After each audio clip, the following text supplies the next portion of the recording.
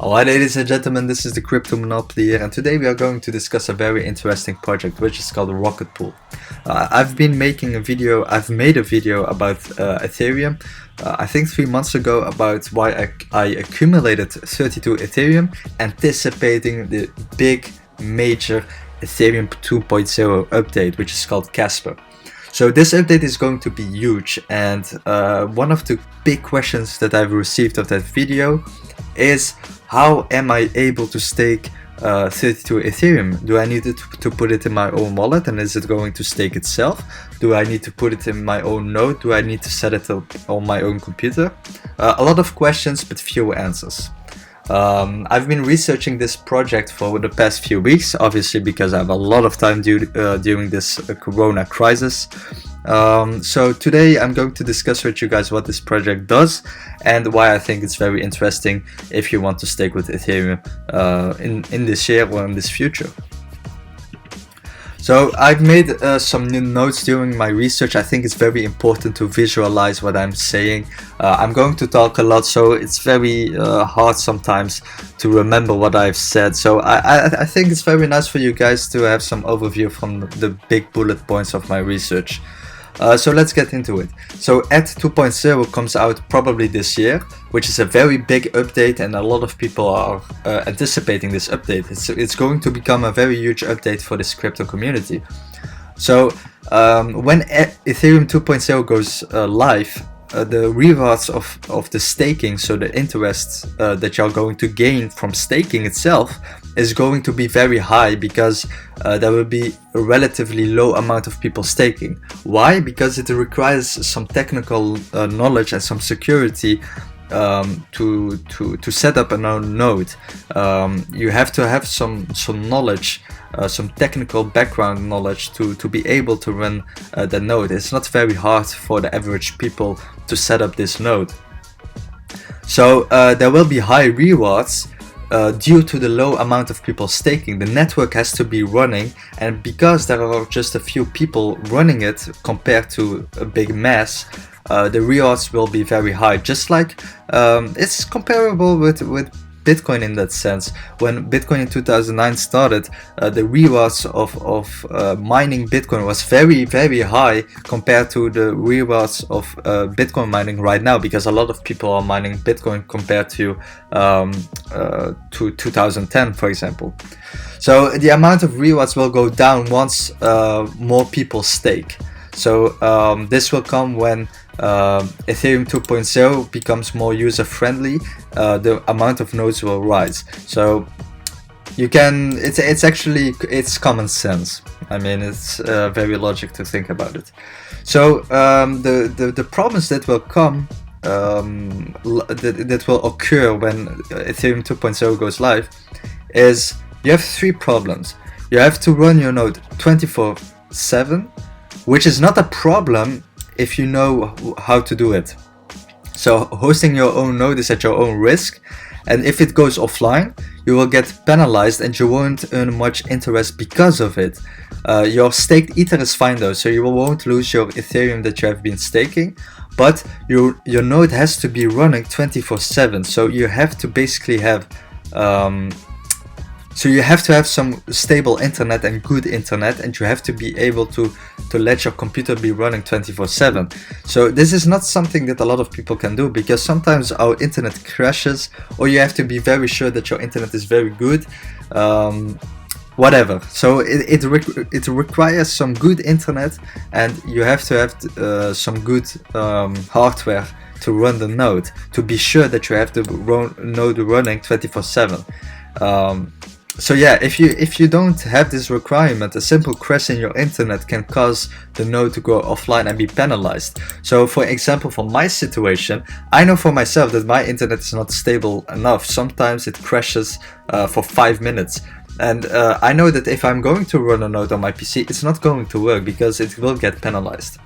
Another problem is if your PC gets hacked, which is obviously, and not everyone has 32 Ethereum to run their own node. So if you have like 10 Ethereum or 5 Ethereum or whatever, or 1 Ethereum even, you cannot have your own node. So these are the big problems with that you are going to have if you want to stake with Ethereum.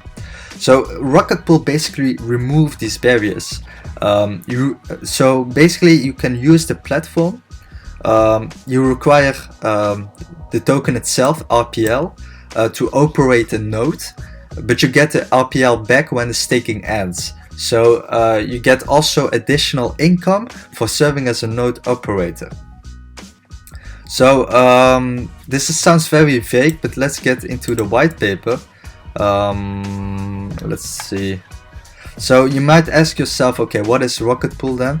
Rocketpool is basically a platform, just like it's basically a staking platform. So if you have 5 Ethereum or 10 Ethereum or 1 Ethereum, you can basically use that platform to pool with it. So you can send your Ethereum to that platform and you can join a node from somebody else. So you will also earn some interest with it, and you don't need to actually have 32 Ethereum to stake. You just join a pool with other people that also have maybe 5 Ethereum, or somebody else has 3 Ethereum, until there is 32 Ethereum, and then you basically share the node with other people, and you get also an interest, basically an interest of the pool itself. So you can basically stake with other people, and you don't actually need 32 Ethereum, which is very nice. So that's basically the platform in a nutshell. Obviously it has other features, but what I wanted to point out is, why is the token needed of Rocketpool? Because Rocketpool has a token itself. So what I've seen so far in the white paper is that oh yeah, that's very important, because when you check the, let me see, I don't know if I can find it. Oh yeah, so you might ask yourself, why is the token needed? RPL is required if you wish to act as a node operator on the Rocketpool network, but RPL is not required as a user to stake on Ether on the Rocketpool network. So what it means is that, imagine if you have like 2 Ethereum or 5 Ethereum and you want to stake, you can just use the Rocketpool network. There's no problem, you don't need to buy the token itself, you can just join them and it is fine. But if you wish to act as a node operator, so let's say you want to have, as I've been reading right here, normally you need 32 Ethereum, but if you have 16 Ethereum and you want, I don't know, you have 16 Ethereum or you have 20 Ethereum or 32 Ethereum, you need to buy the token to join the node network. So you can just host your node on their platform. So you don't need to host your node on your own PC. You might ask yourself why you want to host a network, your own node on their platform. It's because, like I've said, imagine if your internet is very shitty or these kind of things. It is very nice to have a platform that guarantees you to host your node, even though you cannot host it on your own PC. So if you want to be a node operator, you have to pay some RPL tokens. But on the other hand, I don't know if I've been putting it on the, yeah, right here. So you require RPL to operate as a node, but you get the RPL back when the staking ends. So let's say you are going to stop with staking, you get the RPL back. Plus you get also additional income for serving as a node operator. So imagine yourself that you're going to be a node operator on that platform. You get RPL tokens as passive income, and you're also going to get the Ethereum income, the interest of the Ethereum staking. So you get 2 forms of income, additional income for staking. So, and you get also the RPL back that you paid for at the beginning of the staking platform. So let's say you're going to start staking on that platform, you have to pay, let's say, I don't know, 500 RPL. If you're going to stop staking, you're getting that 500 RPL back, and you also earned obviously the Ethereum interest and the RPL interest, which is very nice. I mean, I think it's very lucrative to think about it. Additional information, their contracts are ready to go on Ethereum 0 in June of this year. So in June of this year, their contracts are already live. It's a tiny market cap, and the coin is required to purchase in order to use the pools, so like I've said. They also gotten the co-sign from Consensus and Vitalik. So like you guys can see on their website, they are backed by Consensus, which is a major organization that are hosting Ethereum-like events, which is also backed by Vitalik itself. I think the people that are known, the people that are already in the crypto space, I think you guys already know what Consensus is. It's basically a very huge organization, blockchain company that invests in startups, builds developer tools, and offer blockchain education. So it's like a very big name, and they are apparently already backing Rocketpool. Also, very good additional information is that this team right here has been working since 2016 on this project. So it's not like they started last year or something. They have already been working on this project since 2016.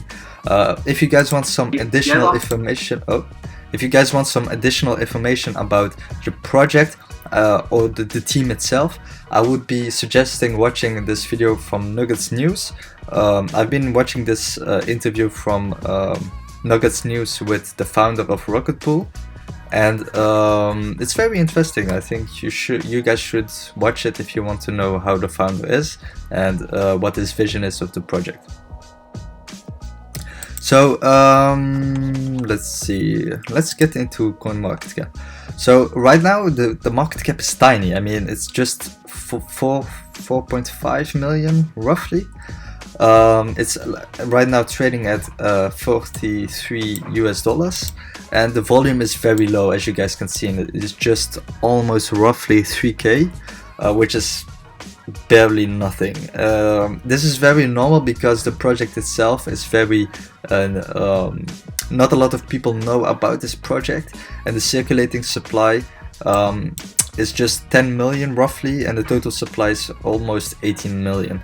So it makes the market cap very low, and as you guys can see, the price didn't really move somewhere. It's just hovering around 50 cents, I think. It's below $1, so it's hovering at these prices. But you can imagine yourself that if you're going to stick with Ethereum when Ethereum is going to be live, I think this project is going to move very hard. And as you guys know, probably Ethereum 2.0 is going to be this year. Let's get into the market pairs. So imagine if you have done obviously your research and you want to buy RPL. I think the best bet you can do is to use Uniswap. Uniswap doesn't have a lot of liquidity, so I would be very careful if I would be you. But yeah, you can use Uniswap if you want to buy a tiny amount. Yeah, so as you guys can see, the roadmap proof of concept is already done in 2016.